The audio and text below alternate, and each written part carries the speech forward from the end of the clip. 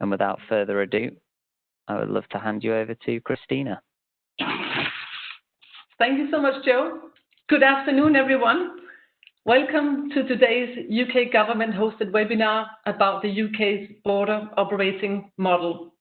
My name is Christina Schiøtt Liaos.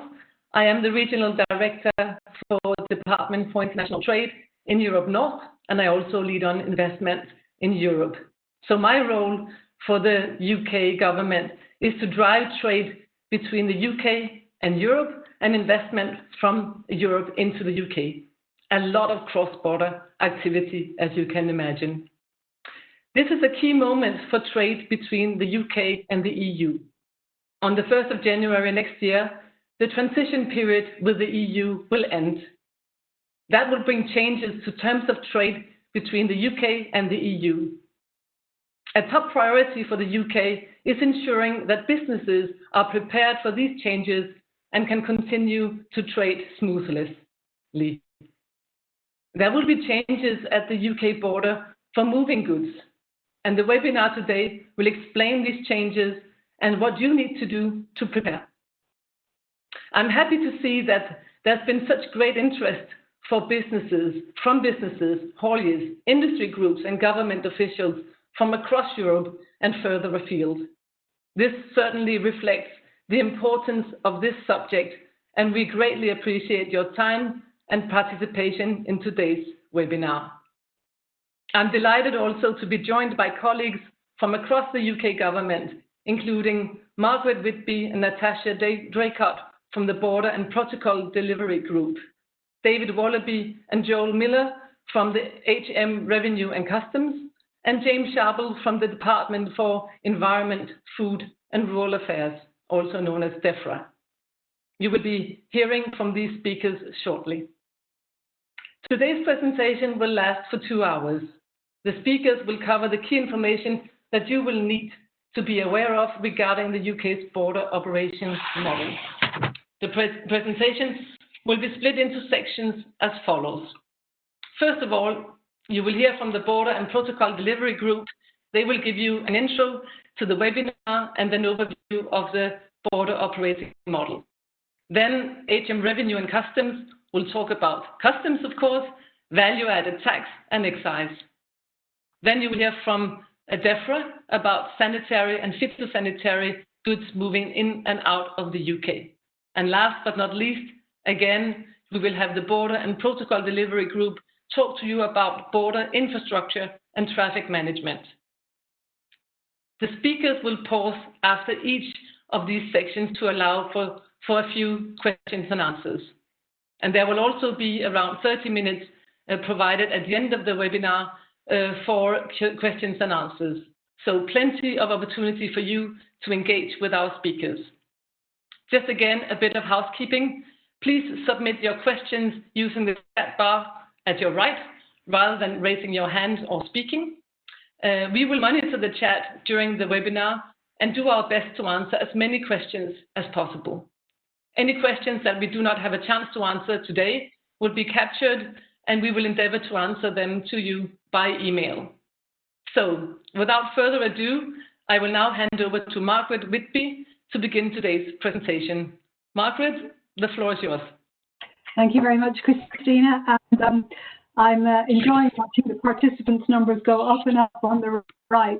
So we hope we have an interesting afternoon for you. And thank you for inviting us along to do this event.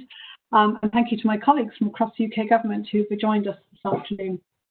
So my name is Margaret Whitby, and I work for the Border and Protocol Delivery Group, which is a cross-government body that focuses on the border. So that's our real area of focus here. We want to make sure everybody understands what they need to do to get their goods flowing across the border after the end of the transition period. As you all know, it ends on the 1st of January 2021. And of course, the free movement of goods between the EU and Great Britain will end at that point. So controls will be in place to move your goods.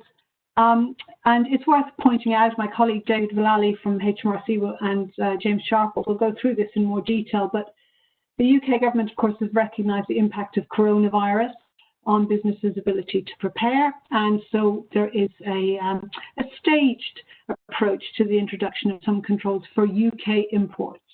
So this applies to imports to the UK. As I said, my colleagues will talk you through this. I will talk to you today about the movements in relation to goods moving into Northern Ireland and work on Northern Ireland Protocol. I know many of you will be watching the newspapers and know that work continues in this area. And we will come back to you and talk to you with colleagues in more detail when we know more about that. But today is all about the movement of goods between the EU and Great Britain. For those of you who have read it, well done. We published the border operating model on the 13th of July. It was on gov.uk, approximately 200 pages worth. It does outline everything you ever wanted to know and has some very good flow charts about moving particular goods, everything from diamonds to bottled water. But it will be updated. We are working on that in Border and Protocol Delivery Group with partners across government as we speak. I have dipped out of doing that work to join you this afternoon. It will be updated. There will be more information in there, more detail as policies and things become more settled. So we expect to have an updated border operating model published next week, date to be confirmed, but keep your eyes peeled.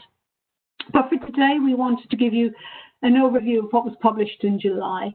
Things won't be changing. We're going to cover the steps that all of you in the supply chain will need to take, whether we have a free trade agreement between the UK and the EU or not. There are things that will need to be done, customs declarations, safety and security declarations, and of course, last but not least, SPS checks and certificates.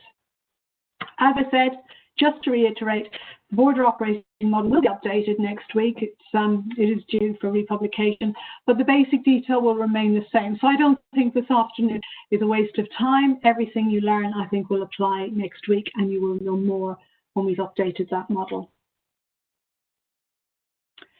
One of the key things, and for those of you who eagerly watch the UK press, one of the key concerns for all is readiness and trader readiness in particular. And we understand that you need to understand the requirements to ensure you are ready.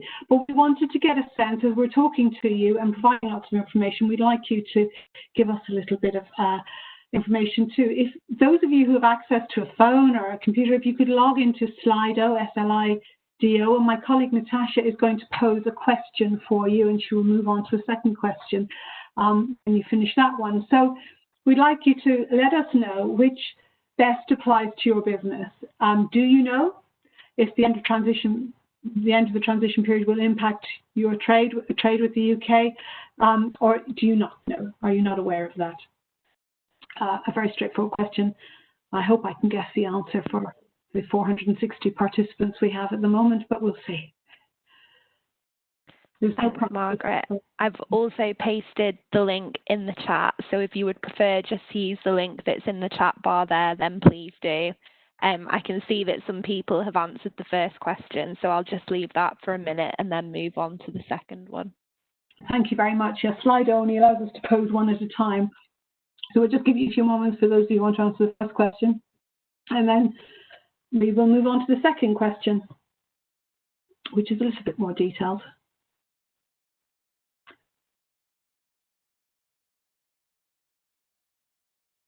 Natasha, are we ready to move on, do you think? Yeah, I can still see the numbers creeping up, so I'm just going to leave it a second or two longer while people get their first answer in.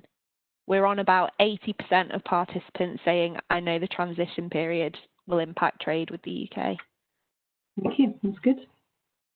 Okay, and I'm going to move it on to the second question now. So if you could all answer the second question as well, that would be brilliant. Thank you. Thank you very much. And this is about understanding where you are on your journey to preparation for the end of the transition period. This helps us with our planning too, so thank you. I'll move on with the slides and let you carry on answering that question. So a couple of key messages really from the UK government is to check, prepare and keep moving. As I said, and you'll be aware, there will be significant changes to trade between the EU and Great Britain at the end of the transition period. At the moment, if you're moving goods between the EU and GB, you'll need an invoice perhaps, and of course your ticket for the ferry or train that you use to get to Great Britain.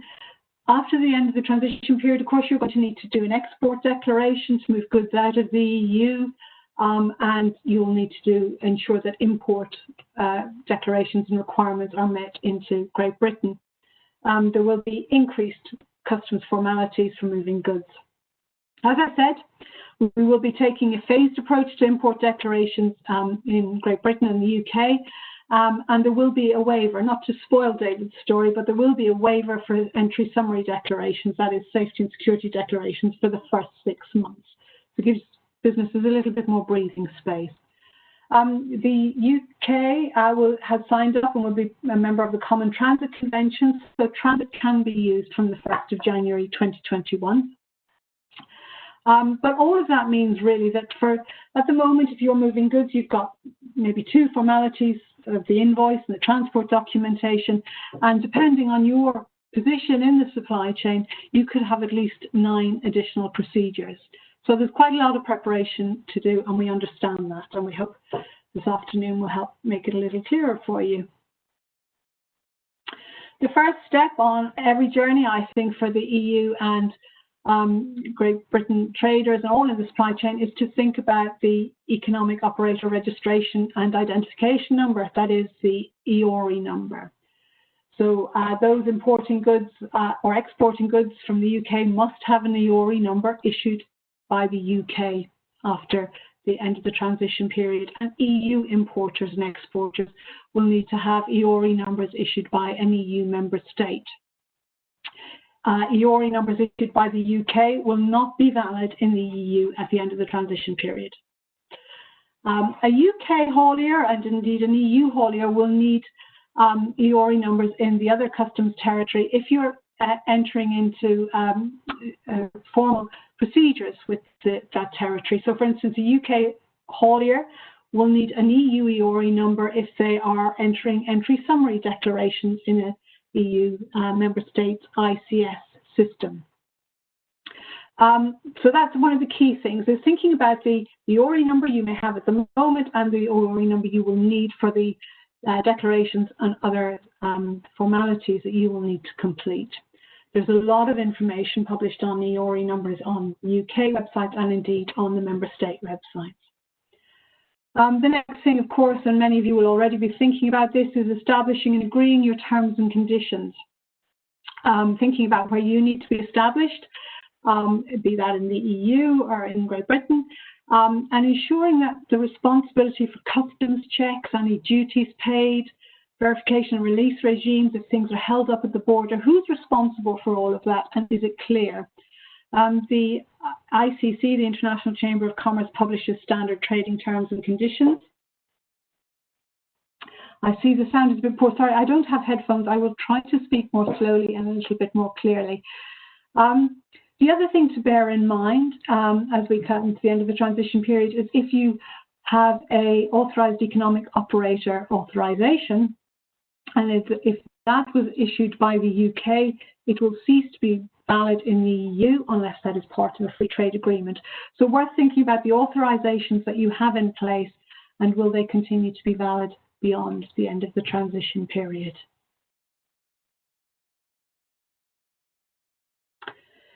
I touched on the EORI numbers. Again, it's probably, we get a lot of questions about this, and apologies to those of you who fully understand this, but it is worth just bearing in mind that you will need an EORI number in the customs territory in which you're interacting with. So if you are going to be lodging customs declarations in the UK, lodging entry summary declarations, that is safety and security declarations in the UK, you will need an EORI number, a UK EORI number, and that will start with GB. If you're going to be doing those declarations and so on in the EU, you will need an EU EORI number, and that applies to traders and hauliers as well. So to get a UK EORI number, follow the link there to gov.uk. It's very straightforward, and we know that EU-based businesses have applied and received EORI numbers very quickly. We did a number of them with our events last year. To apply for an EU EORI number, we've added a link here, which many of you will be familiar with, to the Europa website that links off to the various customs websites in the different member states. You'll probably be aware, but some of the member states may not be able to issue EORI numbers while to GB-based businesses or UK-based businesses while we're still before we end the transition period. But there's quite a bit of information coming in the next iteration of our border operating model about this. The other question we get asked a lot of at these events across Europe is about being established in the UK or the EU. A business would need to be established in the UK or in the EU to meet a number of customs rules and to apply for customs authorizations in those customs territories. So if you want to consider using special procedures or indeed an AEO authorization, or you want to make simplified declarations in the EU or the UK, you will need to think about where you need to be established. Our colleagues in HMRC have published on gov.uk what being established in the UK means, and it varies depending on the individual, the corporations, the partnerships.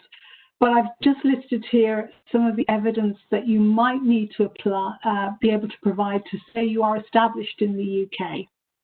Things such as a certificate of registration, a physical premises, somewhere where HMRC can knock on the door if they need to, if you owe tariffs and so on. There's more detail, as I said, on gov.uk. And to be established in the EU, you need to be involved in an operation. You must have an EU VAT number. And as I said, UK businesses who wish to be established in the EU will need an EU registered company to do that. Much detail published on the Europa website and, as I said, on gov.uk. I think that's enough for me for the moment. I'd like to now hand over to my colleague David Vallali from Her Majesty's Revenue and Customs to talk us through some customs declarations. Yep, thanks, Margaret. Just while I work out how to move on to the next slide. Oh, sorry, I'll do that.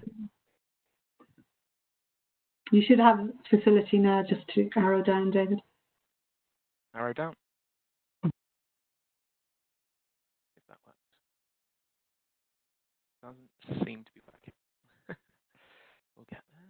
Hi, David. If you go on the left-hand side of the screen, Yep. then it's the white vertical panel. If you click the little down, Yeah. There you go. Great, thank you. It was remarkably camouflaged on there. Mm-hmm. Okay, so first of all, thanks all for joining today. I'll give you a brief customs update that kind of covers the import and export declaration requirements, as well as a brief overview of the goods vehicle movement service that will be in place as the UK exits the EU at the end of the year. I also have my colleague John Meller, who will also help me cover off a few of the bits today. So, firstly, we'll look at kind of an overarching bit of what's going to be happening. So, for movements between GB and the EU, we'll be introducing border controls at the end of the transition period in stages, as Margaret's already alluded to, and that started with some controls from the 1st of January 2021 and moving to full controls for all goods from July the 1st, 2021. So those are the two kind of key dates. So first of all, from January 2021, most traders will be able to defer submitting information and payment of customs duties to HMRC for up to 6 months from the date of the import. And traders importing controlled goods, such as excise goods, will be expected to follow standard customs requirements. The requirements for safety and security, declarations on import or ENS, these will be waived for 6 months on imports, as Margaret's again already alluded to. And the UK will be joining the Common Transit Convention in its own right, and will be subject to the full requirements of this, as moving to that in stages won't be applicable, as it's an international agreement. What I'll do now is I'll go through initially the import requirements from January 2021, and then do the exports, and then my colleague Joel will take you through what will be required from July. So moving on quickly. So, yep. So with regards to imports and import declaration requirements from January 2021 to July, traders bringing goods from the EU to GB will need to declare their goods to customs, and goods must be declared in advance of crossing if moving through a listed roll-on, roll-off port or location without an existing system. However, what we have done to facilitate this and facilitate that readiness is that traders moving non-controlled goods to GB will be able to declare their goods by making entry in their own records, also known as EIDR, Entrance in Declarants Records. And what is required of that is listed on gov.uk as well, as it's part of CFSP, Customs Rate Simplified Procedures, as a pre-existing way of making declarations. But then businesses would be required to keep a record of those imports and then submit that information via supplementary declaration within 6 months of that import and pay those required duties via an approved duty deferment account.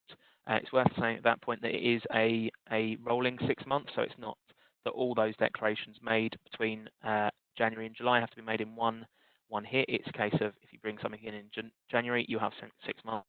Equally, if you brought stuff in June, you'd have 6 months from June. But worth being clear on that. However, there is an exception to this. So traders moving controlled goods, such as excise goods, will need to make a frontier declaration for controlled goods. And as again Margaret mentioned about the border operating model, there is an annex that describes what we mean when we say controlled goods, and there is a list of those. That declaration on the controlled goods can be either a full or simplified declaration, and that depends on the authorizations of that trader, or equally a trader could choose to use transit. If the goods are coming, if those controlled goods again are coming through a location without a system that would allow the trader to notify HMRC that the goods have been imported, the trader would need to manually arrive that declaration in HMRC systems. And if it's excise goods, that would include the Excise Movement and Control System, or EMCS as it's known. And that would all need to be done by the end of the following day after the physical crossing of the goods. So just very quick to recap what we won't be requiring. So we won't be requiring traders to submit safety and security declarations for imports for that 6 months, or requiring carriers to submit entry summary declarations. And there's a range of reasons for implementing those controls. For example, keeping the UK borders safe and secure, collecting the right customs, VAT and excise duties, and make sure that all the exports and imports will be treated equally. And with all of this stuff, there is more detail on gov.uk. So just to recap very quickly on that, standard goods can be declared into your own records with a supplementary declaration after 6 months. Controlled goods will need to be declared, and then there won't be any need for SNS declarations for 6 months. So what I'll do now is I will move on to exports from January. So on exports, declaration and the requirements on the declarations of these from January 2021 going to July 2021. Traders exporting goods from GB into EU will need to submit export declarations for all goods, and traders will be required to submit safety and security information, and this can be done via a combined export declaration or a standalone exit summary declaration. Again, if the goods aren't moving via, or if the goods are moving via a non-inventory linked location, the customs declaration will need to be submitted as arrived while the goods are still at the trader's premises, and then HMRC will notify the trader automatically of whether those goods have the permission to progress, or if they do need to be taken to the facility to be checked. If the goods are moving through a location with an existing inventory system, the standard rest of world export model will be followed, which should be familiar to those trading with the rest of the world. And for excise goods or goods moving under duty suspense only, if moving the goods through a location that does have a system to automatically, does not have a system to automatically communicate to HMRC that the goods have left the country. The trader would need to provide proof to HMRC that those goods have indeed left and exited the UK. If you're exporting goods by post, for more information on that, please go to gov.uk. And just like before, with regards to imports, further details on exporting can also be found on gov.uk. What I will do now is I shall pass to my colleague Joel, who will now cover the detail for from July. So over to you, Joel. I've put it onto the right slide for you. Oh, thanks, David. Thank you very much for that. As David just alluded to, I'm just going to cover full customs controls and requirements that will be required from July 2021, also covering the goods vehicle movement service, as well as doing a slight touch on VAT and exports as well.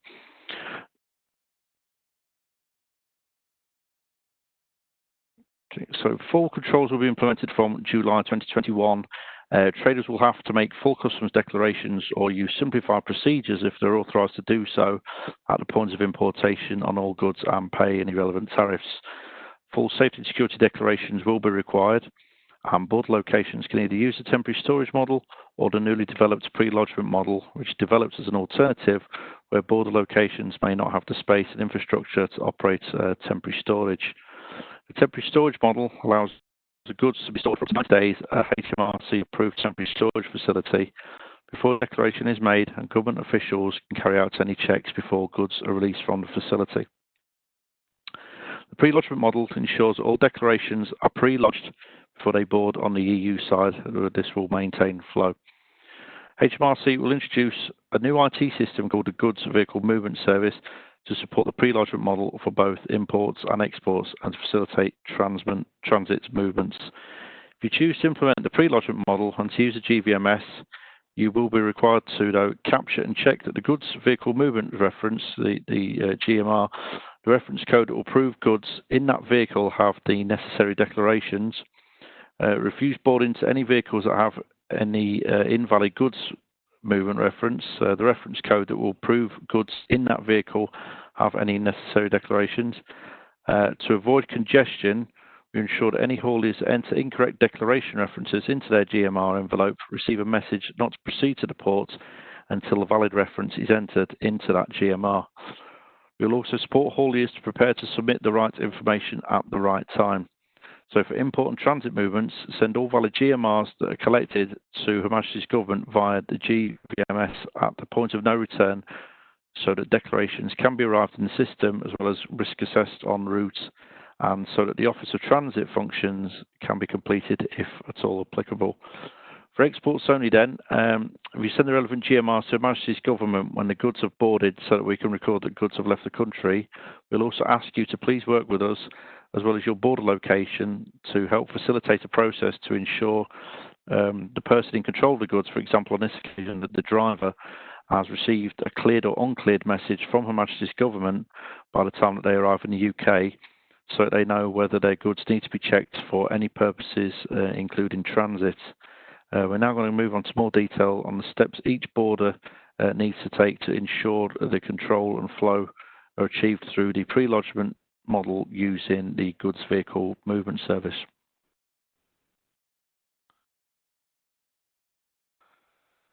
So here we have the goods vehicle movement visual for imports.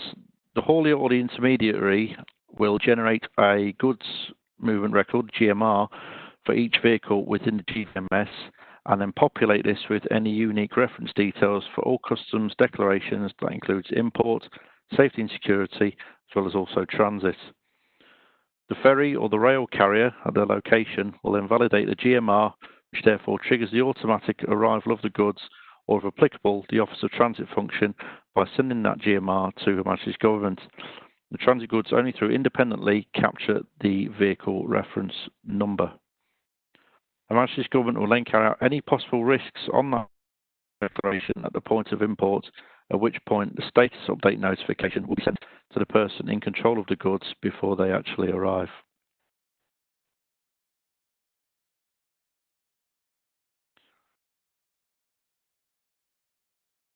Sorry, come backwards.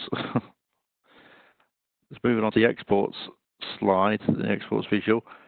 Is that this is very similar to the last GVMS visual, but this is an overview of the exports instead. But again, instead with exports, the haulier or intermediary will generate a GMR for each vehicle within the GVMS and then populate this with any unique reference details or customs declarations.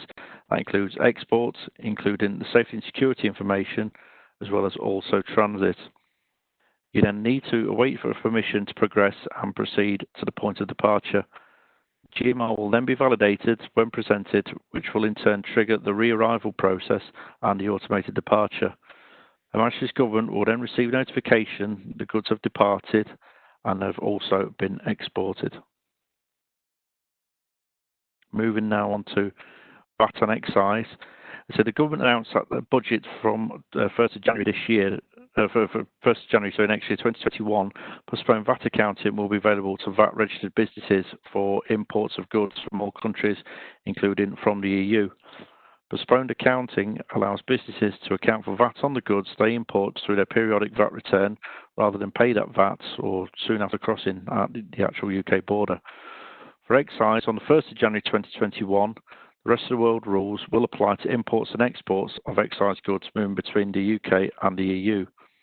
Businesses will need to complete the customs import and export declarations using the relevant codes for the duty paid or on suspended goods. So if businesses move duty suspended excise goods to and from a tax warehouse to the place they enter and exit the UK, they must use the UK version of the Excise Movement Control System, that's the EMCS, and the EMCS must also be used to move the duty suspended excise goods from a UK warehouse to another UK warehouse. So thank you very much for your time this afternoon, and I hope you found our presentation useful.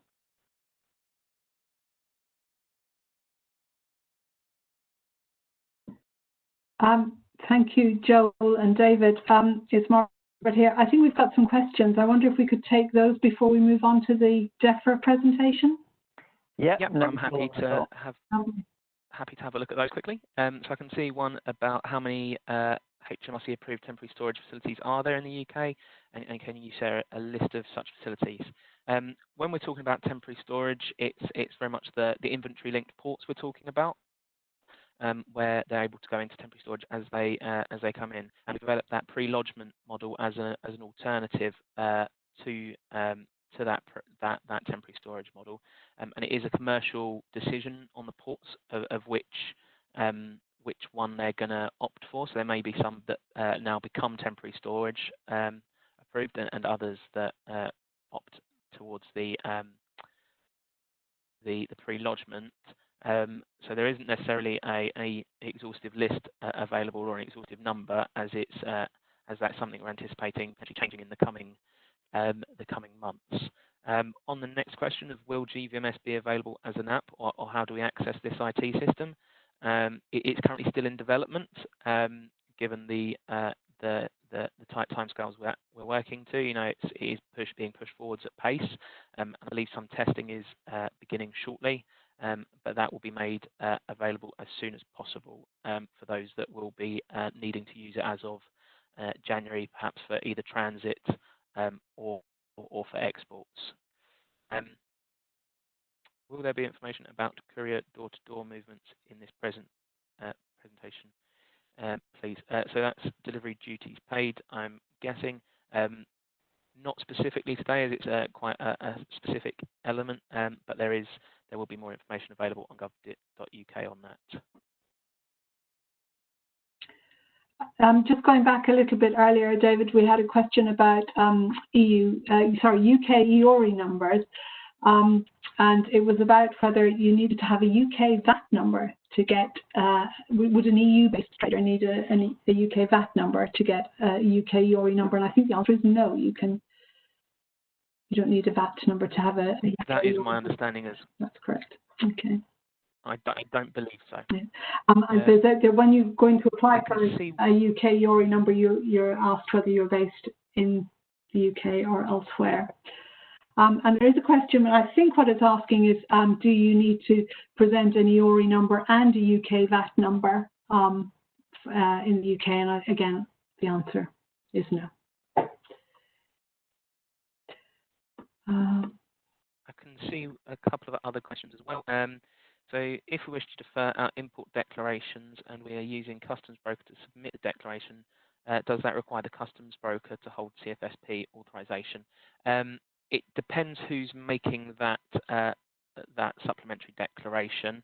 And if you decide to become CFSP authorized, you can make that supplementary declaration. But from the start, you don't to make the entrance in your own records, you don't have to be CFSP authorized. But to make that supplementary, that will need to be done by someone that does have that authorization.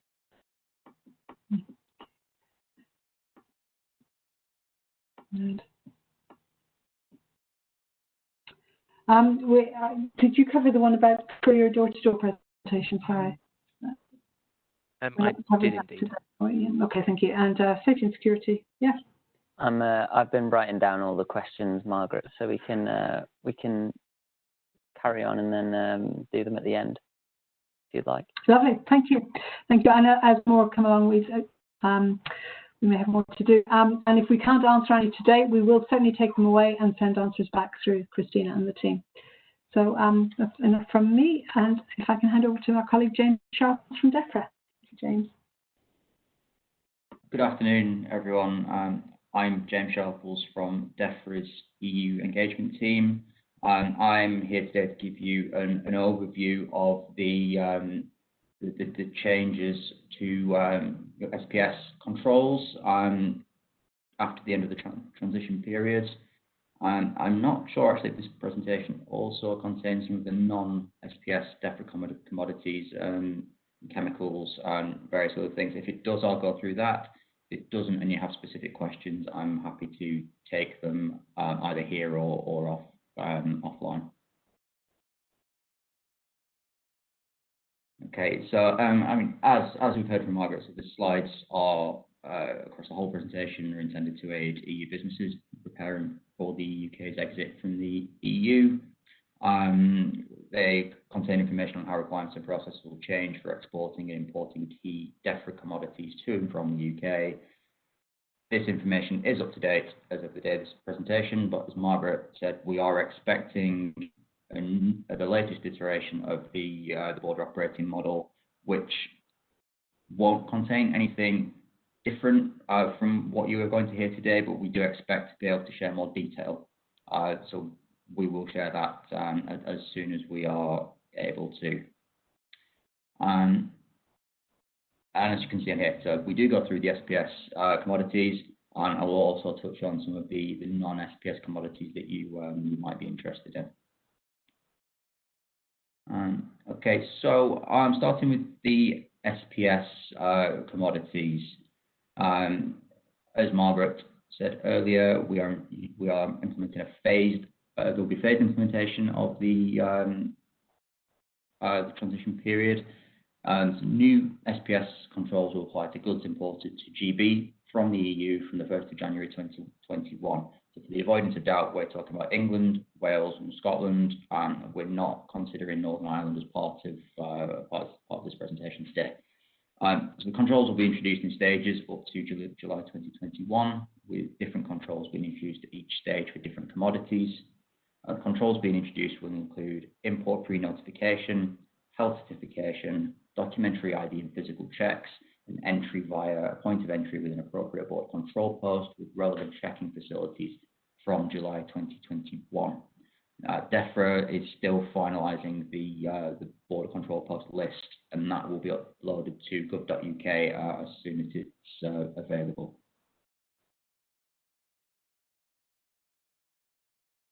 So there will be new IT requirements for SPS goods in relation to EU to GB imports. The IPAFs, the Imported Products Animal Food and Feed System, will be used by importers to pre-notify SPS imports. The system is live and it's being used for the DOCOM and the ITAHC certificates needed for the movement of certain live animals. From 2021, IPAFs will be used to pre-notify the UK government before goods subject to SPS controls enter the country from the EU, as those controls were introduced in stages. That system will also replace the traces system currently operated by the European Commission. Pre-notification will be required for imports from the EU in line with the stage introduction of controls in 2021, starting with live animals, high-risk animal byproducts, and high-priority plants from January the 1st, and high-risk food and feed not of animal origin and products of animal origin from April 2021. To support trader readiness and adoption of IPAS ahead of the end of transition, a phased migration is planned from the end of next month. Yeah, so continuing on the IT requirements for SPS goods, the Export Health Certificate online service will be used to control the safe export of live animals, products of animal origin, bees, endangered species, plant and plant products. The only exception is live aquatic animals, where the certificates are not on the Export Health Certification online system. An application must be made directly with CFAS or Marine Scotland through the relevant certificates are available on gov.uk in the form finder section. If you are struggling to find that, we can certainly help you out with a link to the relevant certificates. The system is already live, and it's being rolled out to replace the largely manual rest of world export health certification processes. After the transition period, the EU will require GB exporters to have EHCs and phytosanitary certificates. These will be applied for using the Export Health Certificate online system. Traders will need to complete an Export Health Certificate for each type of animal or animal product exported from the UK. The system will also be enhanced to produce export plant health phytosanitary certificates for exporting controlled plants and plant products from the UK. Exporters moving SPS goods from the UK to the EU will need to work with their import partners based in the EU to pre-notify EU authorities using the traces system.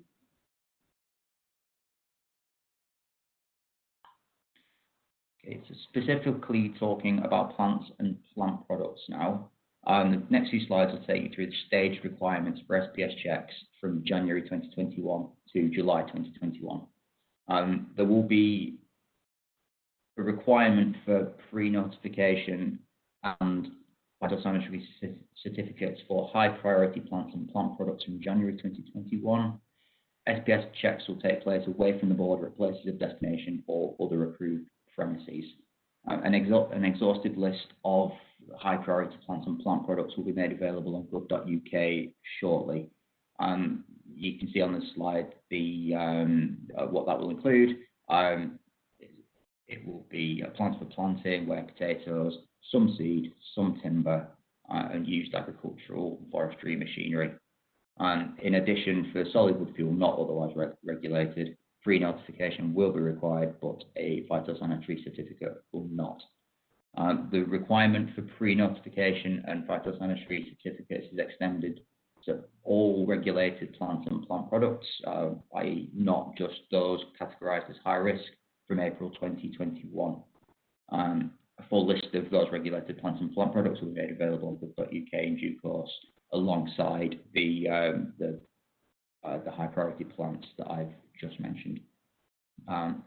From July 2021, there will be an increased number of physical and identity checks. All of those checks will take place at border control posts.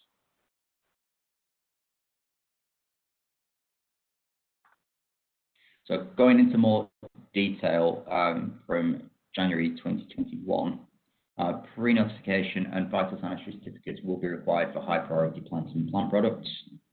Documentary checks will be carried out remotely. Physical checks will be carried out on high priority plants, which are not subject to systematic import checks now, but constitute high risk pathways. Physical checks will take place at destination or other authorised premises. Exporters will need to apply for a phytosanitary certificate from the relevant competent authority of the EU country of origin. This will need to be secured prior to the goods departure so that it can be sent to the importer for pre-notification purposes. Importers will need to submit import notifications at least 4 hours prior to arrival if travelling by air, or at least 1 working day prior to arrival by all other modes of transport, along with the phytosanitary certificate. Checks will be carried out by plant health and seed inspectors from the Animal and Plant Health Agency and the Forestry Commission in England and Wales, and by the Scottish Government in Scotland. So moving on to April 2021, all regulated plants and plant products will require pre-notification and to be accompanied by a phytosanitary certificate. So that is moving on from January, so that's not only those categorised as high priority. From July 2021, physical checks for plants and plant products will increase. Commodities subject to sanitary and phytosanitary controls will need to enter via a point of entry with an appropriate border control post with relevant checking facilities. All ID and physical checks for plants and plant products will move to border control posts, either at existing points of entry or at new inland sites. Following feedback on the events that we've done to date, we've started to collect some frequently asked questions around physical checks, charges for checks and changes to rest of world trade imports. I will just go through these now. Please do also continue to put comments in the chat, and we'll try and deal with them either today or after the event. So the first question that we want to look at is, what do physical checks actually look like for goods? Will every good be checked, or just a sample from a consignment of goods? Most of physical checks on plants and plant products from the EU will take place on a risk based on risk, which will away from the border initially. The level of checks will increase for plants and plant products where there is an opportunity to better mitigate existing risks from the EU. Plants and plant products will be physically checked by examining the contents of consignments to ensure there is no evidence of the presence of harmful plant pests and diseases. Goods subject to physical checks will not always be sampled for lab testing. That will be performed on a random basis, or if non-compliance is suspected, or if the goods are subject to compulsory lab testing, or if pathogens are suspected, which may be latent or show no visual symptoms. Second question is, will importers incur any additional charges because of these new checks? Very straightforwardly, fees will be applied for checks on EU imports, as is the case for imports from non-EU countries now. And then will this also mean any changes to imports from countries outside the EU? For plants and plant products, a common import regime will ultimately apply to all third countries, so any changes will equally apply to EU and to non-EU countries.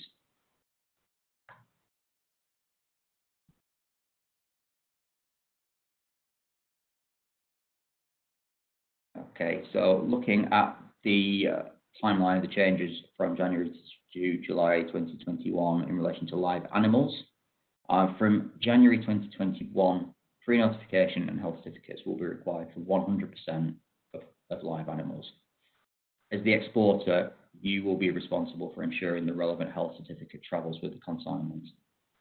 Physical checks on live animals will be carried out at similar levels to those currently required, and animal byproducts will continue with the requirement to be accompanied by official commercial documentation. High-risk animal byproducts will require pre-notification.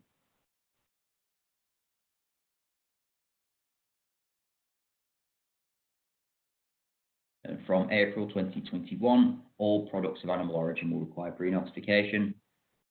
And again, as the exporter, you will be required to ensure that you obtain the relevant health documentation and that it travels with the consignment. From July 2021, all animals and animal products will need to enter via a point of entry with an appropriate border control post with relevant checking facilities. All animals and animal products will require pre-notification using iPass and must be accompanied by an export health certificate. Again, you must ensure, as the exporter, that the correct health certification travels with the consignment. Physical checks for animal products will be introduced at this stage. All ID and physical checks for animals and animal products will move to border control posts, either at existing points of entry or at new inland sites.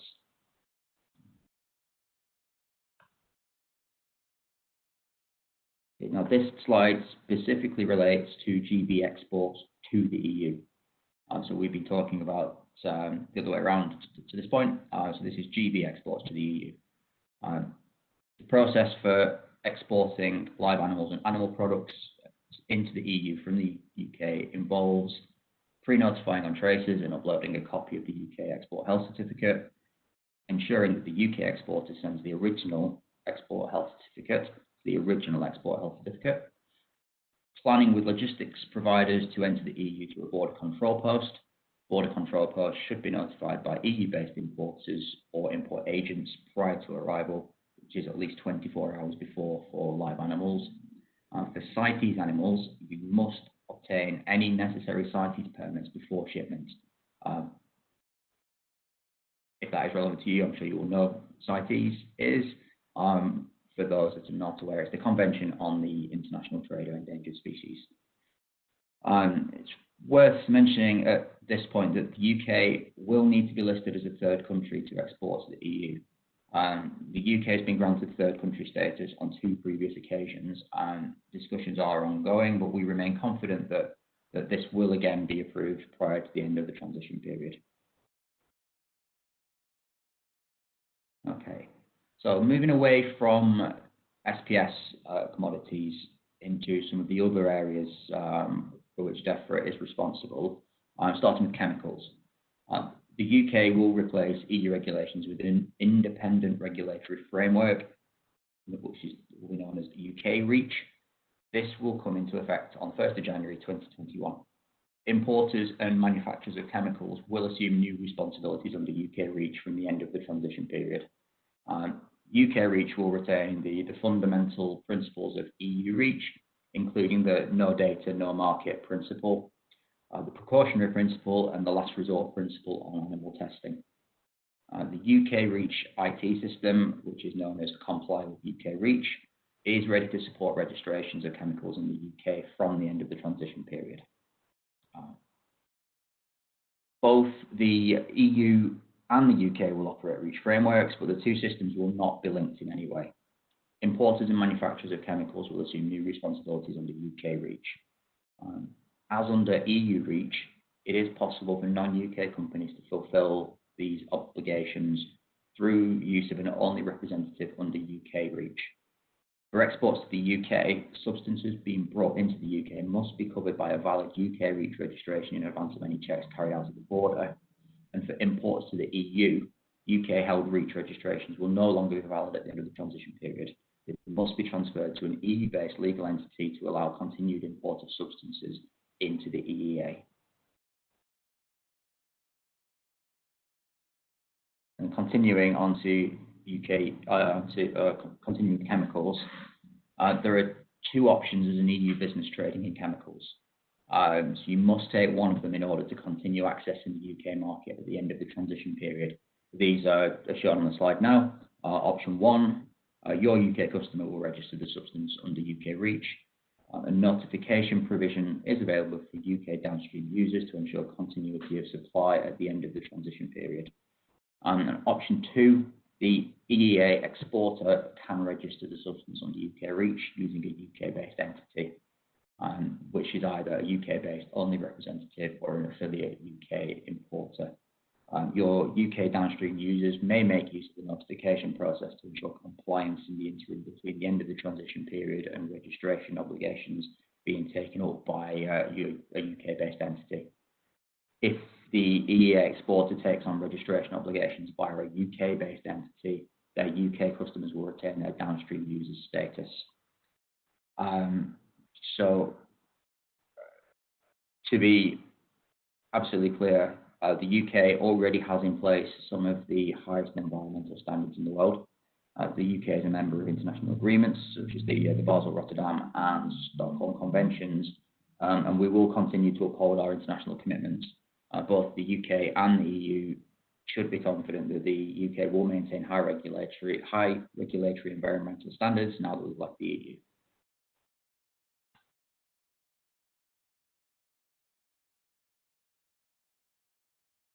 And on pesticides, the UK will replace EU regulations with a new independent pesticides regulatory regime, and that regime will come into force in Great Britain on the 1st of January 2021.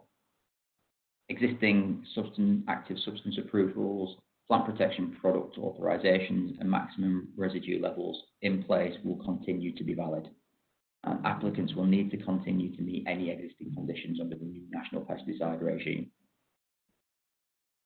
Pesticides manufacturers and authorization holders will need to submit any new applications under both the EU and the GB regimes if they wish to gain access to both markets. For the GB regime, the documentation supporting an application will remain the same.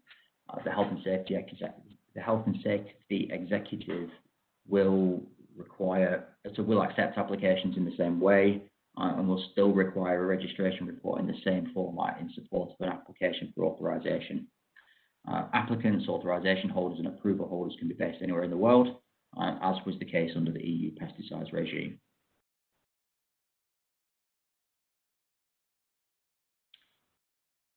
Okay, moving on to timber.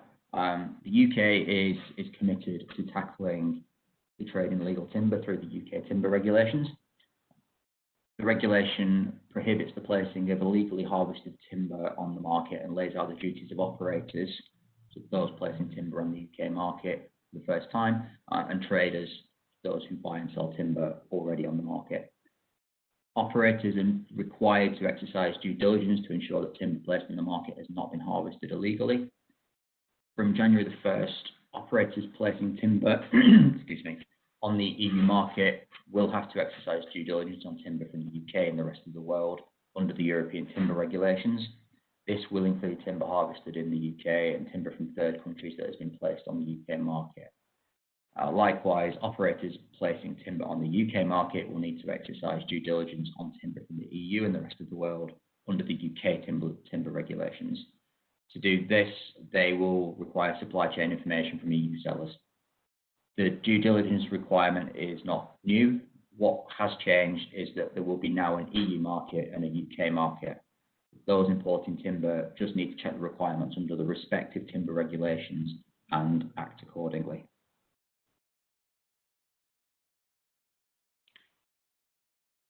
Okay, I think this is the final one I will go through with you today on geographical indicators. The UK will establish UK GI schemes at the end of the transition period. There will be 4 schemes. They will cover food and agricultural products, spirits, wines, and aromatized wines. The UK framework will comply with the WTO agreement on trade-related aspects of intellectual property rights, otherwise known as TRIPS. All UK products currently protected under the EU's GI schemes will continue to be protected under the UK GI schemes. That includes Irish whiskey, Irish poteen, and Irish cream, which are GIs that can be produced anywhere on the island of Ireland. UK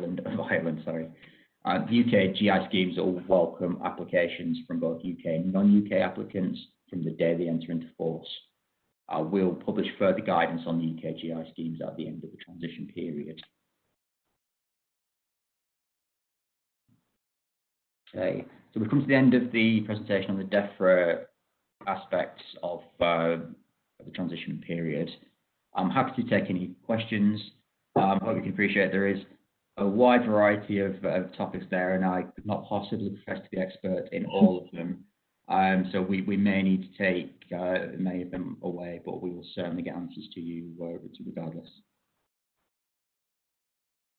We do have a few questions, James, whether you can answer them or not. Does the timber procedures also apply to timber packages, do you know? Bear with me a second. I think we will come back to you with a fuller answer on that, but what I am able to say, and this is not my policy area, but what I am able to say on this is after the end of the transition period, all wood packaging material moving from GB to the EU and from the EU to GB must be treated and appropriately marked in compliance with international standards. So that is, for those in the industry, that is ISPM 15. That's in line with international requirements for trade and is in place to protect the environment from pests and diseases.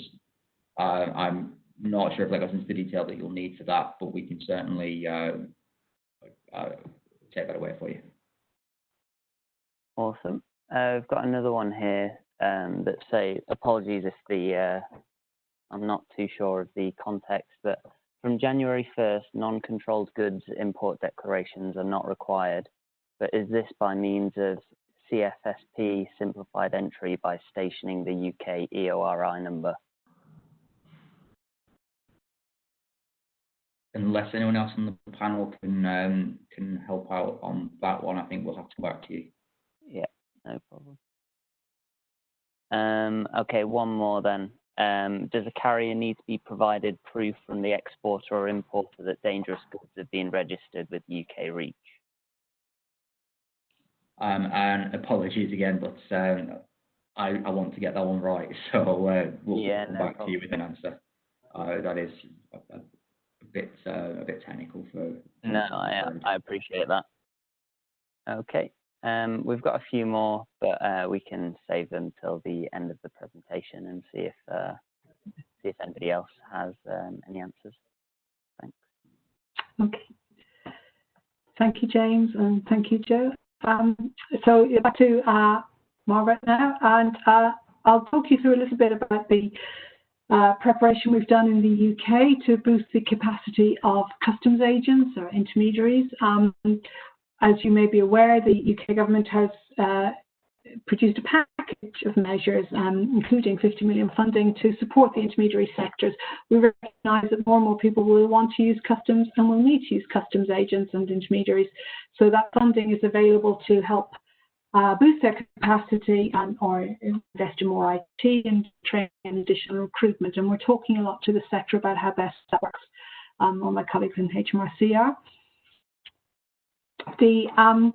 It's just worth noting, we talked a bit about, and David talked about the CFSP and that ability to delay import requirements. There was, the UK government has decided that to encourage agents to take on more new clients, that they wouldn't pass their liability, the trader would not pass their liability to the customs agent if they for these delayed import controls. However, that applies for UK registered traders. So if you're an EU registered trader, the customs intermediary would need to accept becoming jointly liable for any tariffs and so on. So that's just worth bearing in mind and thinking about.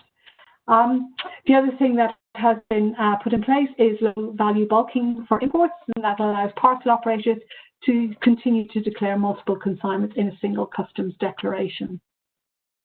So all of that, as I said, is designed to help boost the intermediary sector, ensuring that there are enough for everybody. I think I am the presenter. Joe, can I move the slides on? Yeah. The other thing to note is that a significant amount of funding has been announced to build infrastructure, much needed inland and at ports, rail and air terminals, and ports, of course. So there's been a funding of about 200 million and 470 million, sorry, the list is there. This is, these sites will be in place to ensure compliance with border procedures. As you'll be aware, a number of UK ports have limited space around them. If you think about Dover and Eurotunnel terminal in particular, there's limited space there. So government is looking, of course, at building a multifunctional site inland to serve those ports. And there's more detail available on gov.uk, and more will become available in the weeks to come.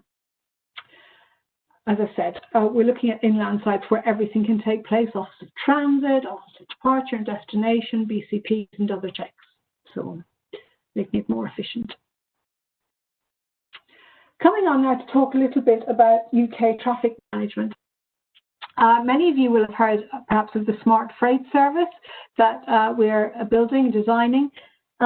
It will be a service that allows hauliers and others to check that the HGV, and it will apply for HGVs, is ready, is border ready. So any HGV travelling through the UK, through GB to a port to go to the EU should use this service.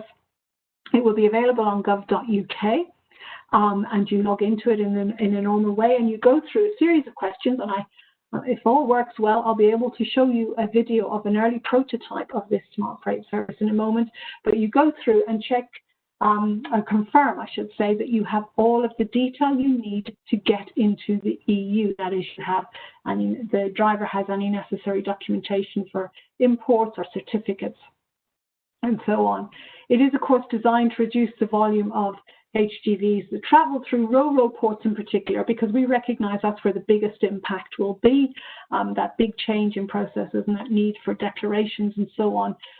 If people aren't ready, that will cause significant delay. So we want to make sure that all HGVs approaching ports are confident and have confirmed that they are ready to do so.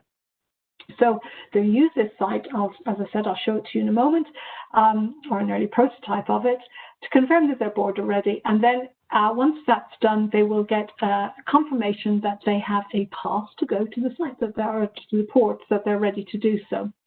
In Kent, where there may be particular issues because so much traffic goes through the port of Dover and Eurotunnel and can cause delays, if everybody isn't ready, there will be a requirement and perhaps legislation in place to ensure that smart freight service has been used, and there would be fines if drivers have not used that.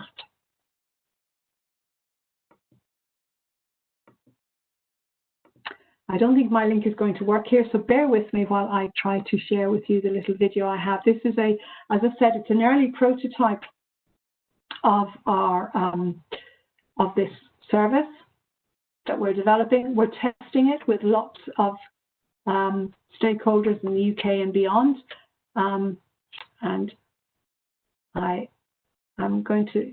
Can you see that now?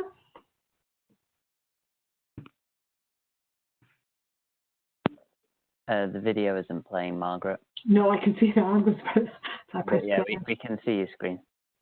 I really hope this works well and it doesn't tease you all. If it does, I will. I'll make sure that we send it round as a link afterwards.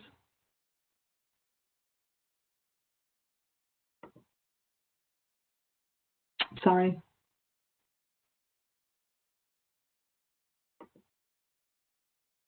I'll try again, bear with me all.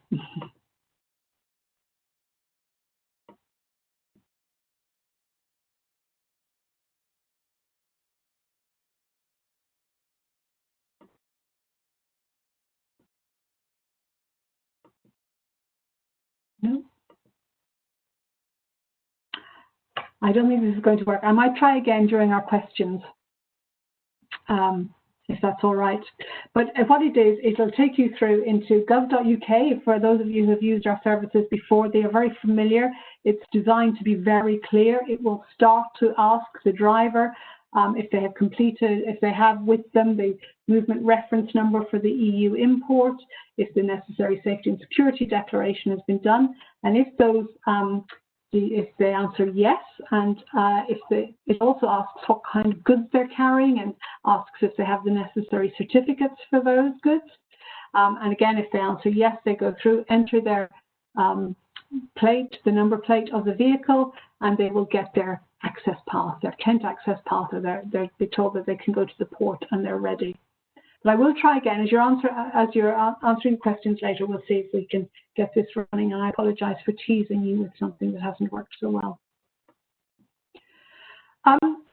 Just coming on to talk about Kent, as many of you will be familiar with, Kent is the two main ports at the short straits, the port of Dover and the Eurotunnel terminal, of course, are extremely busy. A lot of HGVs come in and out of Kent, and the government is working with the local Kent Resilience Forum to make sure that that traffic flows smoothly. Many of you will be familiar with Operation Brock, which was put in place last year in preparation for No Deal.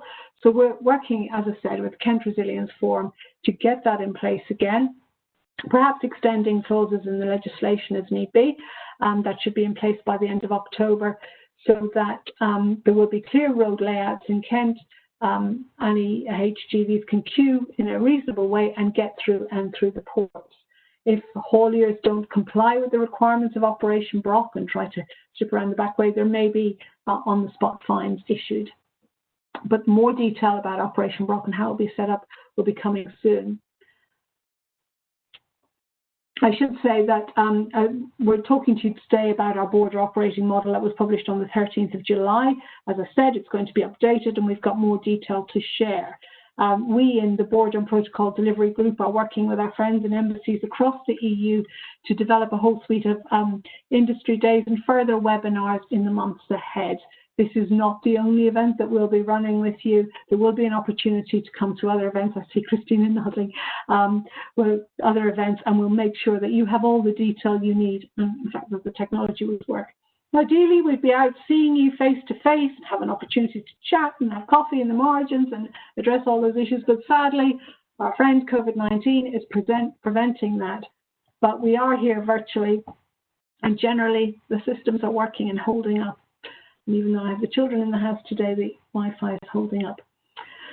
But I'll stop rambling on for a moment and just show you something we've prepared to help our ministers understand the movement of goods. This is I'd like to say this is a very simple example of an export from the UK, in fact Stoke-on-Trent, to France. I'm going to talk you through this, and my colleagues from HMRC and others, this will be new to you, but I think a lot of the content will be familiar to you. But it's just to give you an example of the kind of movement we have. We will prepare one for later events that gives the full journey, and perhaps, as I said, we'll build up and do a more complex one and do something with sanitary and phytosanitary requirements, perhaps fish or something. But just to talk you through this, and apologies, it's very small and hard to see on the screen, but when we share the slides with you, you'll be able to study it at your leisure. So if we take Patricia, she works in a Staffordshire-based pottery firm. As many of you may be aware, Stoke-on-Trent is very famous for its pottery. So naturally, a French restaurant owner would want the very best. So they are ordering their plates from Patricia in Stoke-on-Trent. So Patricia's been preparing well despite COVID-19. She's taken the necessary steps. She's got herself an EORI number, and she's ensuring that her pottery is compliant with EU labelling and marketing rules. She goes in and submits a customs declaration and a safety and security export declaration. No waiver on those. So the export declaration and the safety and security declaration must be submitted by Patricia. She submits that and she waits then for the all clear from government to grant her permission to progress. So government then assesses the declarations and grants, in this case, they approve Patricia and they grant her the permission to progress to the port. Patricia has she has been speaking to her French importer, Hero, and he as well has been preparing. He has got his EU EORI number, and he is aware and knows that he has to make a French safety and security declaration and a customs import declaration, and he has done this. So he has told, and between them they've employed Chris and Chris's firm to drive the crockery from Stoke-on-Trent to France. So they're aware that the export declarations, Chris and his team are aware the export declarations and the import declarations in the EU have been done. So Chris, the driver, turns up to Patricia's warehouse to collect the goods. He's a diligent haulier, and as he's loading the goods, he ensures that he's got his movement reference number. He or his colleague back at the office has logged onto our smart freight system and confirmed that, yes, they have the EU import declaration has been done, as is the safety and security declaration. And they've said they don't need any special certificates, so they are good to go, and they've got their Kent access permit. As you can see, the HGV heads off and goes down to the port. Once they get to the port, the carrier, they've decided to go the Dover to Calais route. They could have chosen the tunnel, but they've gone on the ferry today. So it is the carrier's responsibility, of course, to submit the EU Safety and Security Declaration. Many of you in the call will be aware of that. But also the the ferry operator will want to be assured that Safety and Security Declaration is done. So Chris has signed up to the terms and conditions of carriage. So the ferry operator, I should say, is satisfied that the Safety and Security Declaration is done and the the truck is free to go. During the crossing, the detail is passed to the French systems, and many of you will be familiar with the French Brexit SI system, and that will analyse the information. The French customs officials will analyse the information, and they will consider whether they want to pause the truck on arrival in Calais and inspect the goods, and if not, they will let the truck go through. So Chris will sit in the driver's lounge and keep an eye on the televisions that will be available on the ferries to show whether his truck, his license plate will come up to show whether it's green, orange or red. And when it's orange, it's just thinking about it. So if he gets the green, as he does in this case, once he arrives in Calais, he is free to leave the port. If he had been selected for a checking at the French port and he needed to share some paperwork with the local officials and so on, he will have to use the French commies, that is the port runners that the French ports are putting in place to assist in carrying that paperwork between the two. And the French have been very helpful in giving us more detail about that. So we are including elements of that in our border operating model and in our presentations as we go through the weeks and months ahead. So the truck is free to leave, in this case, the Calais port and drive to Harold's restaurant with the pottery. And of course, then any duty and import VAT are now due to be paid once the consignment has arrived in the EU. That looks all very simple. There are nuances and detail beyond this, and of course there's lots of links on gov.uk, but that was a very simple movement. We will build up, as I said, in future events to talk about more complex ones, and we will be producing more and more online and on gov.uk to help you through this. And I hope that helps, but on there. I think that's probably enough for me for the moment. We've had a number of questions in, and I think we'd like to perhaps get stuck into those, Joe, if we can. Yep, no problem. So right. Joe, maybe I can ask you to take the questions that have come in via Slido first, since they are anonymous, so that we can make sure that people get the answers that they need, if that's possible. No problem at all. So the first one from Slido is here. So will there be a specific presentation for transit to IE?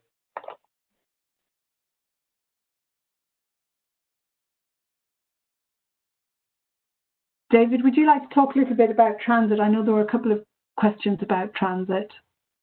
Yep. So transit will broadly be similar as it is today, though now GB will now be a third, not a third country as such, but a separate contracting party rather than part of the EU. Therefore, Office of Transit functions will be required. Say if something was moving from the EU mainland to the Republic of Ireland, it would need to do Office of Transit as it, so I'm assuming this is referring to using the UK as a land bridge, so Office of Transit would need to be completed for those movements. It's worth saying that, I know that I've spotted a few transit questions. There is plenty of guidance on both gov.uk and other sources on how transit works. You know, it's a pre-existing system. It's pretty well used, but the key kind of change to it, you know, that the process behind it isn't able to change due to UK transition, because it's got multiple signatory parties. But that is the key change, is that the UK will be part of it, though a separate part than the EU. So Transit, Office of Transit would need to be completed going through the UK, and we are doing work around that with the kind of infrastructure that Margaret mentioned earlier, as well as looking at traders or businesses or organisations that want to become authorised consignors or consignees to start and end movements, to kind of help facilitate the potential increased interest in transit is clearly there, as well as it has been asked a few times on this in that chat box. Excellent, thank you. So another question here is, they're talking about certificates.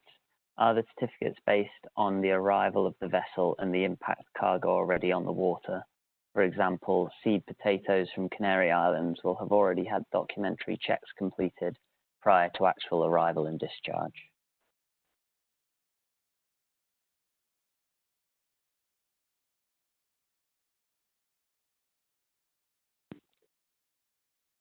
Hi, Joel. Are you getting those questions from Slido? Because I can't see those ones. I don't know. Shall I run through some of the questions that I got from Slido and direct them to HMRC and to DEFRA? Yep, no problem. You go ahead. Thank you. So we'll start with the HMRC questions. So the first one is, do we need to apply for a licence or permission in order to use the simplified procedures from the 1st of July 2021 as an importer? Do you want to take that one, David? Yep. So to use the different procedures from July, yes, you will need to be authorised to use those.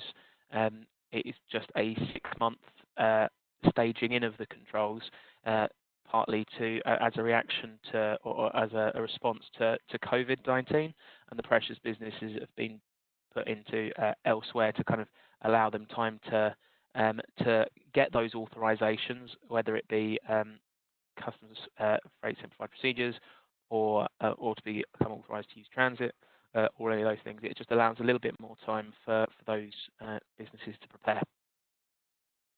Thank you. And there's a question on GVMS as well. So if you could answer that one. The question is GVMS now up and running and fully operational as of today? If not, when is it expected to be ready?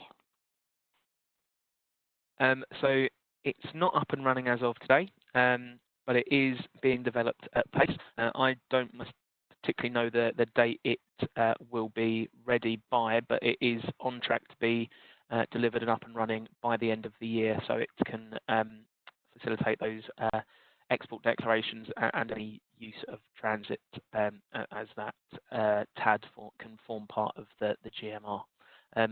So the two answers to the two questions are no, it's not ready yet, and I don't know when it will be fully up and running, though I do know the absolute last day, which will be at the end of this year, and it is on track to meet that. Thank you. And then I think there's one here that's just clarifying on CFSP. So the question is, I understand the first slide stated that for the first 6 months, January to July, import declarations are not required. However, is this facilitated only by CFSP? So I think the question is, do you need to be CFSP registered?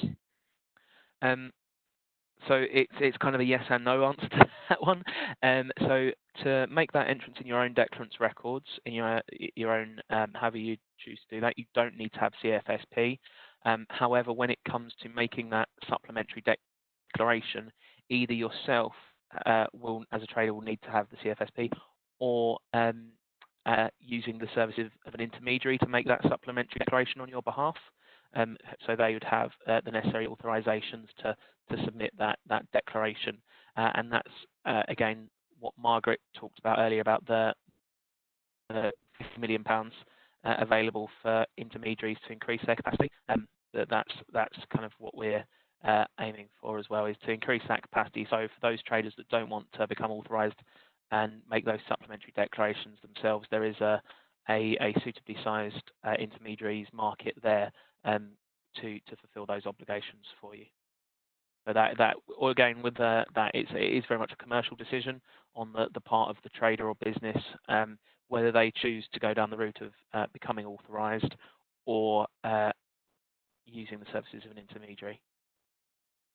Thank you. There were a couple of questions on Slido that I think I've answered via the chat bar. So one on CE marking, so all the information is on gov.uk for that one, and another one on customs rates. So I've pasted in the information on the UK global tariff. I'll move on now to some of the DEFRA related questions from Slido. So James, are you able to answer about are heat treated pallets a requirement after the 1st of Jan 2021?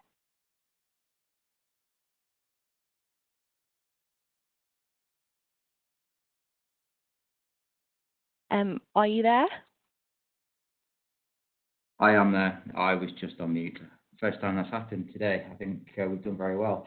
I think that's related to the question that we were asked about wood packaging material earlier.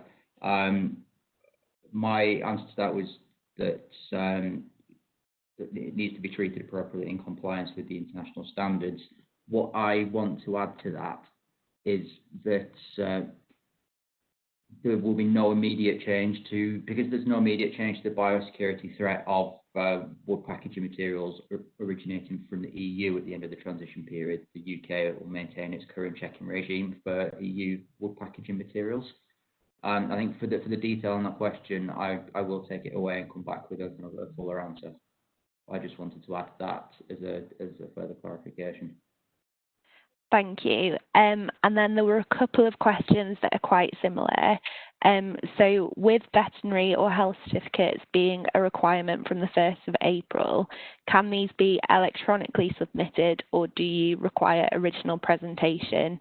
And a very similar question about whether the process for pre-notification and health certificates will be digital or if there will be manual steps. So are you able to speak to that a little bit, please? I understand that the process will be digital end-to-end, but I will check that and come back to you. And on the other part of that question as well, I don't have the answer to hand, but I will provide a detailed answer. Okay, thank you. I think that covers most of the questions that I saw that we got through via Slido. So hopefully that's answered most of those. Yeah. So for those of you who asked questions via Slido, since they are anonymous, if you want us to come back to you directly with a clearer answer, please copy paste them into the chat so that we have your contact details and can get back to you. Joe, what else do we have? What other questions do we have? Yep. So we have a few here, starting from the earliest. The first question we were getting from lots of people was, are we able to send out the slides after the presentation? We are recording it, but yes, we can also send out the slides to you guys. So let's have a look. If we facilitate a sale of goods from DK to a UK buyer, do we need to do all paperwork, or is it our buyer who also arranges the collection as part of the deal?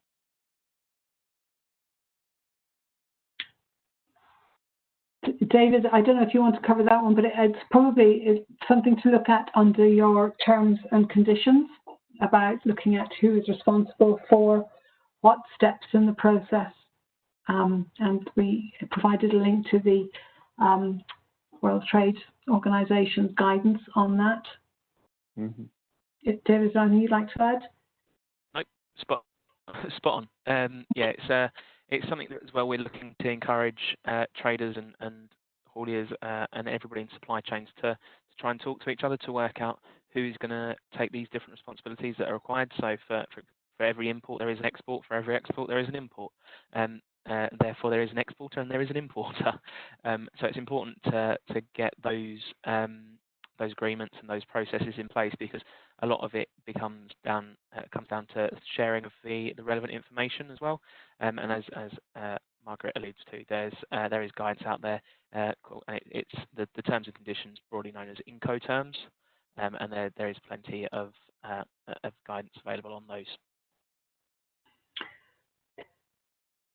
Which I suppose allows me to jump in and answer. I appreciate I've teased you with a number of things this afternoon, and we've done a UK export, and it would have been lovely to have a slide showing an EU export into the UK. But if we just go back to that, a couple of the key points, and we will produce such slides for later events, and Apologies, we just pulled this together rather quickly yesterday. But if you were moving goods out of the EU, of course, you would need to, and I'm just going to talk to the headline areas here, you would need to have your EU EORI number. In the state, you'd need to have submitted your export declaration.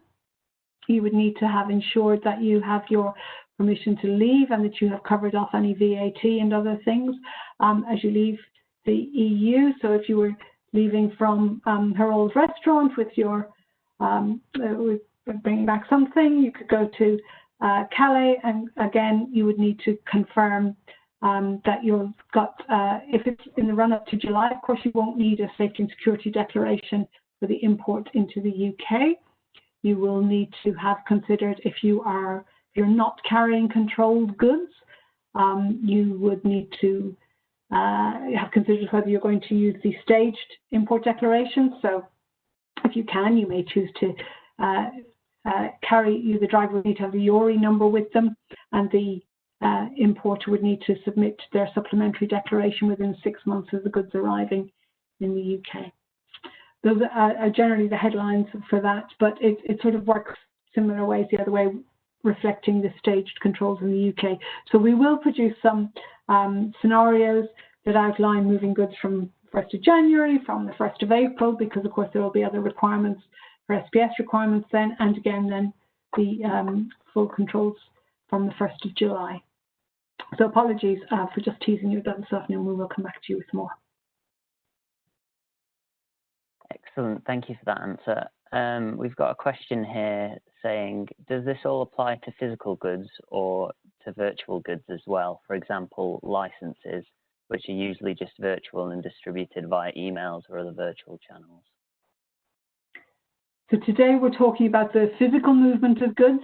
We're not talking about services or the supply of services and so on. Again, we will cover some of that in some of our events, but we tend to, in this organisation, focus on the physical movements of goods and people through the ports and through the borders. But there will, of course, be licenses and things required to move certain goods. And I think, as James touched on, useful to have the actual license for some of those with you. So there's a question here. Goods sent from the UK bound for Northern Ireland, will it be allowed to pass over the border to Ireland for final destination without customs declaration? We're not going to be covering Northern Ireland movements today. There's still a lot of details to be worked through, but we will come back to you either through gov.uk and indeed in later events when we know more. Perfect. What if I'm a trader registered in EU? I'm trading physical goods, buying them from wholesaler located in UK, and then selling them to the end customer also located in the UK. Do I have to physically move goods across border? Oh, I think that's that. Could you run that one off Sorry, again? Joe, Yeah, sorry, that was I was reading it word for word, but I'll try and. It's a tricky one, yeah. So what if I'm a trader registered in the EU? I'm trading physical goods, buying them from a wholesaler located in the UK, and then selling them to the end customer also located in the UK. Do I have to physically move goods across the border? I don't think so, because by the sounds of it, the goods are remaining in the UK at all times. So even though you're not there, the goods aren't necessarily being imported or exported because they're remaining in the single customs territory or in that single customs territory rather than moving over a border, if I've understood that correctly. So there is no import or export because the goods aren't moving. So I don't think there's any customs implications. There may be other wider tax implications with regards to any profits and elements like that. But from a customs perspective, if the goods are remaining in the UK, which it sounds like they are, then they're not being imported or exported. So when it comes to declarations, that's not required. Yeah. Margaret, do you think I've understood that one correctly? Yes, I think so. Yes, I'm just looking for it in the chat, but yes, I think so. We'll take it away as well and just double check that we've given the correct answer to that. Make sure there's nothing we're missing. Thanks, Joe. If we as a company have applied for simplified program before, do we need to apply again?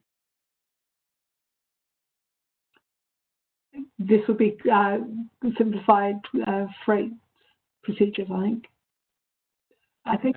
If they're already authorised, then no.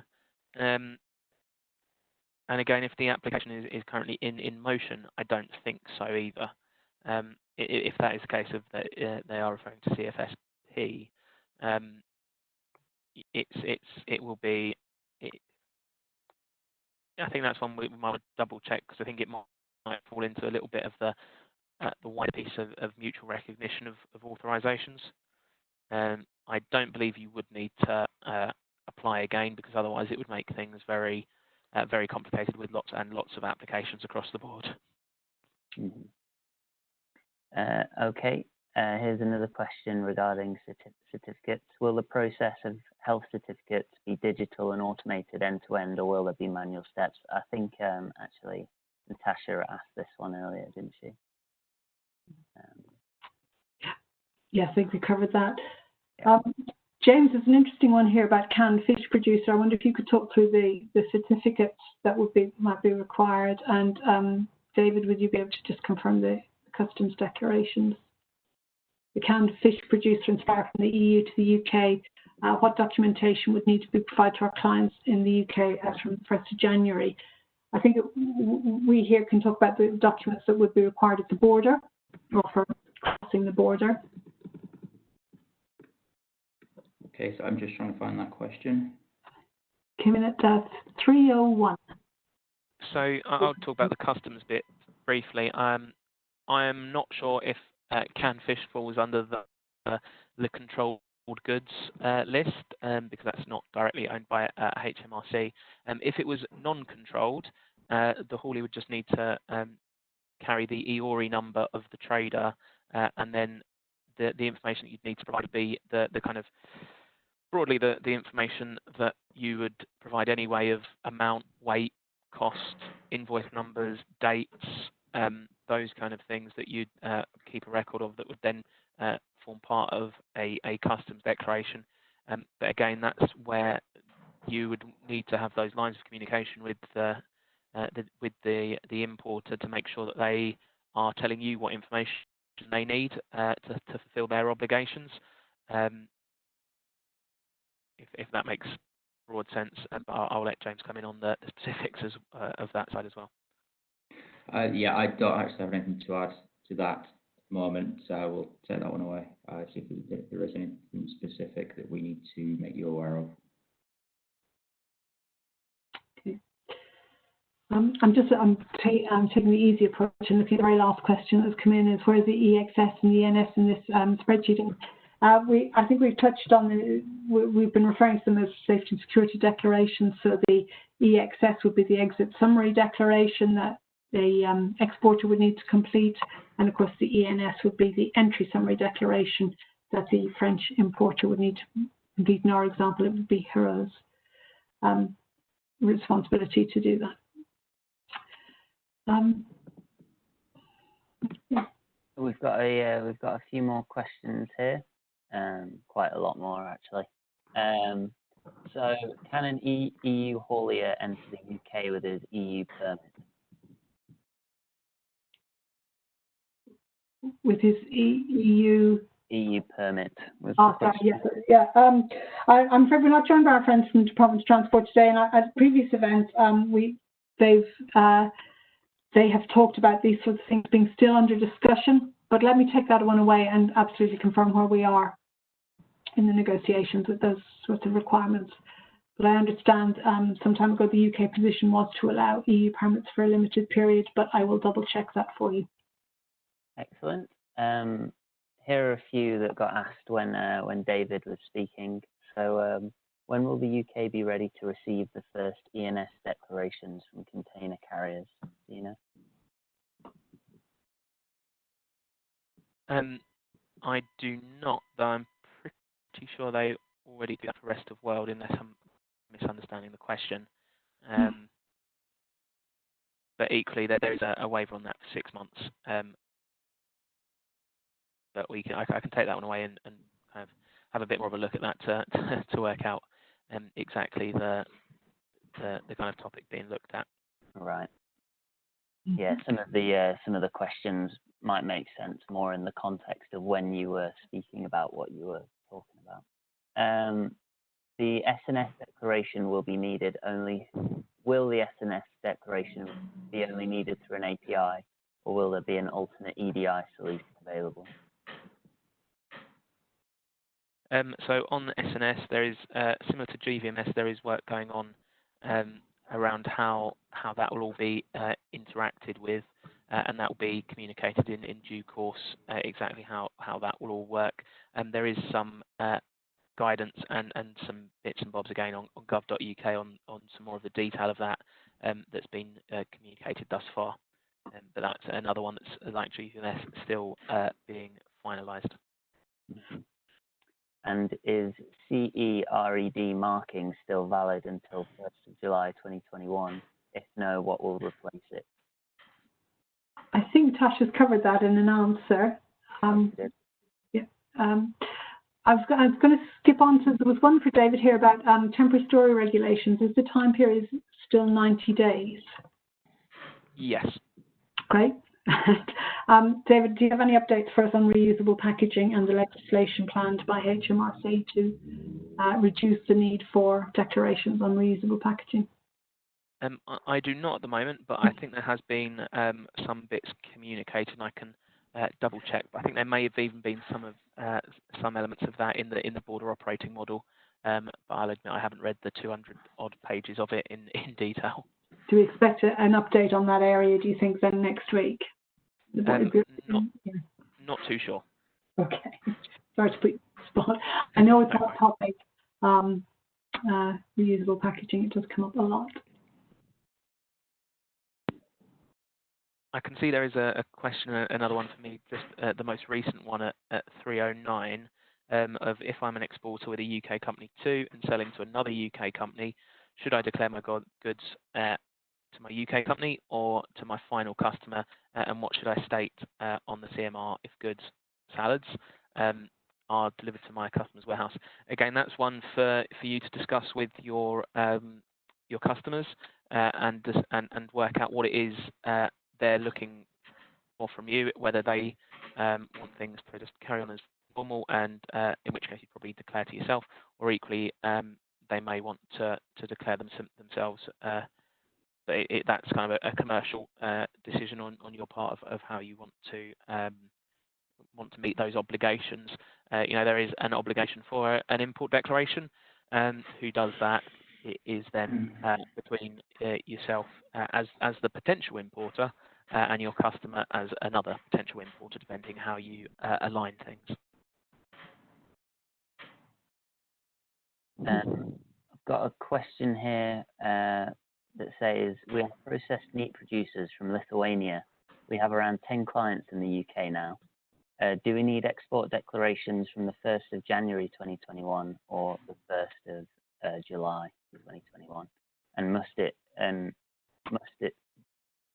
And should it be done by us or a logistic company? Can they do that instead of us? Yeah, that is very much one for me.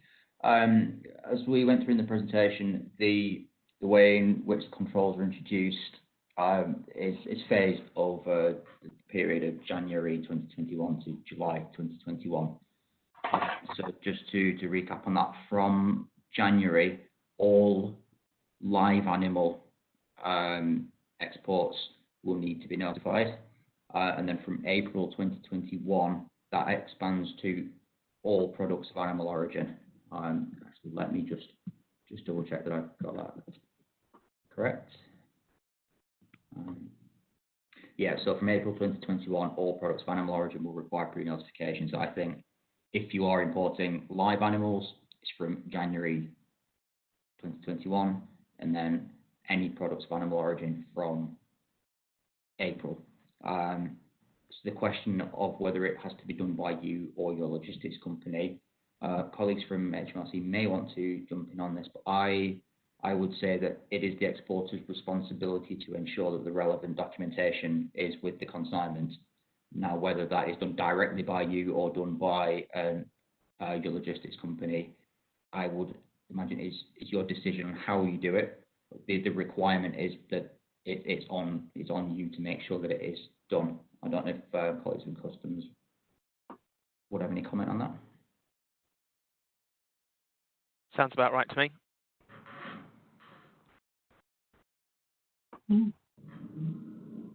Okay, perfect. Somebody asks, if no deal in UK banking ends with passporting, etc., for EU residents, how will payments be made for VAT, duty, etc.?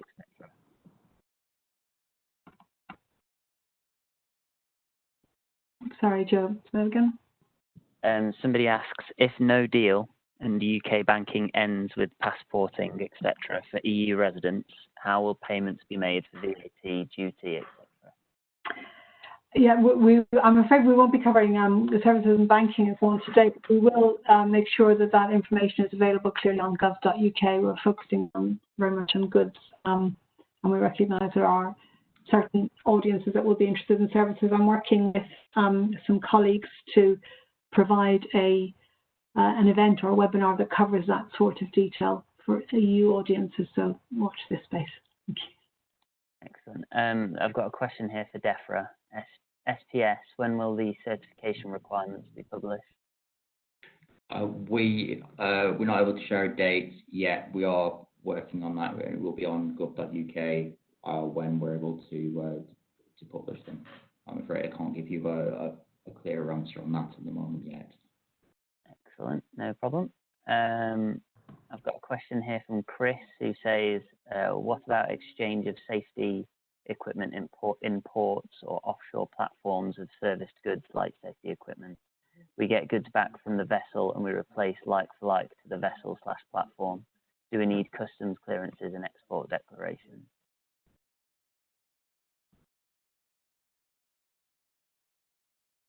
Run that one past me again quickly. Yeah, it was quite a lengthy one. So he asks, what about exchange of safety equipment in ports or offshore platforms? We get goods back from the vessels and replace them like for like to the vessel and platform. Do we need customs clearance and export declarations? So this is about goods going offshore. This is still a bit of a live policy area, so we haven't got a final answer on that yet, but it's one that there should be updates on in the near-ish future. But we can update on that. I'm sure it'll be in one of the future updates, either to gov.uk or when it goes more widely shared. There's been a couple more questions in for DEFRA from Slido, so shall I ask those ones next? Yeah, go for it. So will the UK use the EU traces system for issuing export health certificates, or will there be an integration between traces and the UK EHC system?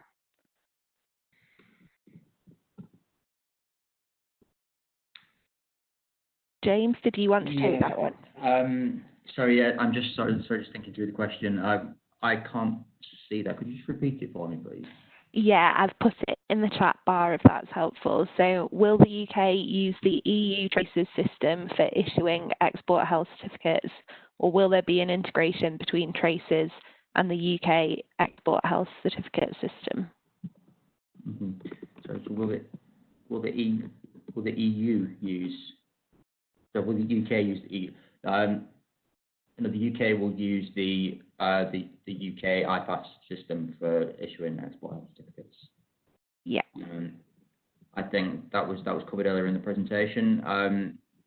Sorry, I'm struggling to just follow the various different questions coming through in chat and no. Q&A. Let me come back with a full answer on that. I'm pretty sure it was covered in the presentation. Great. And then the second question was, will official vets in the EU need to gain access to IPAS to upload copies of health certificates? And is the system up and running now? So the system will be up and running before the end of the transition period. The phased migration is planned in the coming weeks. Information on that can be found on gov.uk. So I would direct you to the relevant sections on there, and there are two guidance documents, one for sole traders and one for other businesses.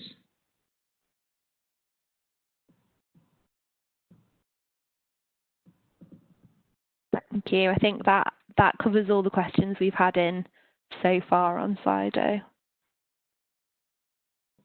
Okay, so I have a couple more.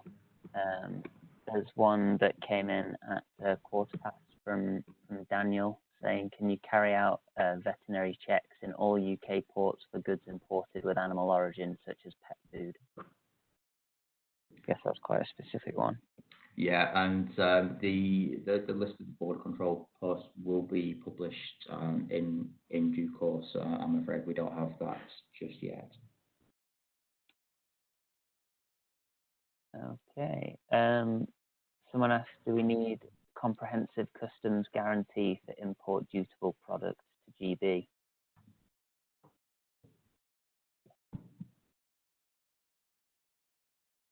I'm not mute. On that one, it kind of depends. It depends on a number of different situations. You will need a duty deferment account, but it depends on, I believe, the amount of duty being deferred, whether a customs comprehensive guarantee is needed.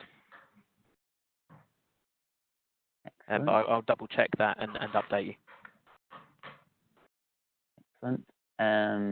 Got a question in from Paul saying, will we have access to the presentation? The answer to that is yes.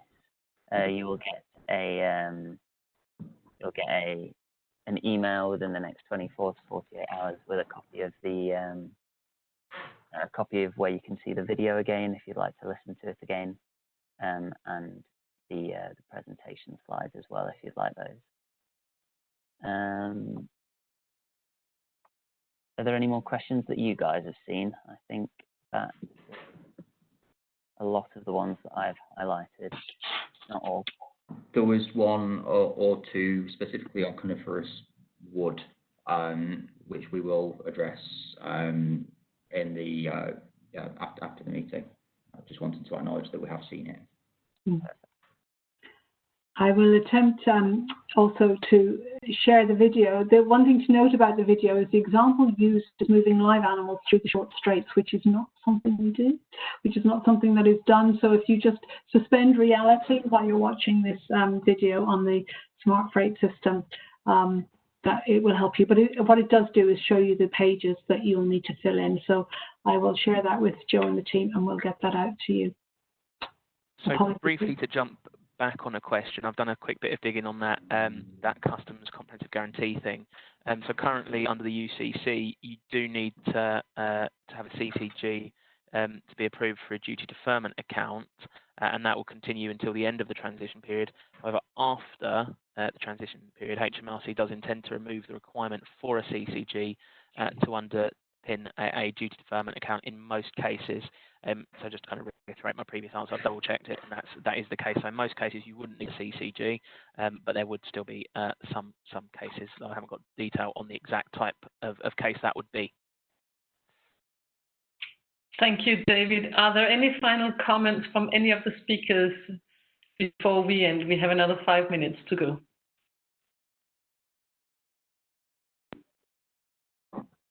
No, the only thing I would just reiterate that the board operating model is a huge document. There's a lot of detail in there, and you may even have a flow chart that covers your movements. We will be building up more products for more events to show that fuller flow, and the board operating model will be updated with further detail next week. But there's a lot of information on gov.uk. I've got a couple of slides, and again, it's part of the pack, which show some key links for you, and the how to import goods from the EU and export goods from GB are very useful. They are focused towards the UK audience, and we're working with colleagues in the Department of International Trade to get something similar for EU audiences, but they are a good starting point. And that's probably enough for me for today. Thank you, Christina. Thank you so much. Well, thank you to all of our speakers, actually, to Margaret, to Natasha, David, Joel, and James. And thank you to all of you for participating in today's session. I think it was great to see such an engaged audience, and I hope you found the day productive also from your perspective. To those of you who did not have a chance to get your questions answered, we will capture these and send answers to you as fast as possible. Additionally, a video recording from today will also be available and sent to you as soon as possible, I think within the next 48 hours. I've also, as a last action, posted a link to you in the chat bar to the gov.uk/EU business link. This is a place where you can find a really good source of information for all EU-based businesses. We will regularly update that space online and with the new information that will enable you to prepare for trading once the transition period ends. So please do bookmark that site for you going forward. My colleagues from the Department for International Trade will also be in contact with you all shortly regarding today's session. In the meantime, if you have any questions or if there's something we can help you with, please do get in touch with a member of our team across the European network. Remember, we can also help you to set up in the UK if that's what you need to do. Once again, thank you so much for your time and your participation. I wish you a very good day and goodbye.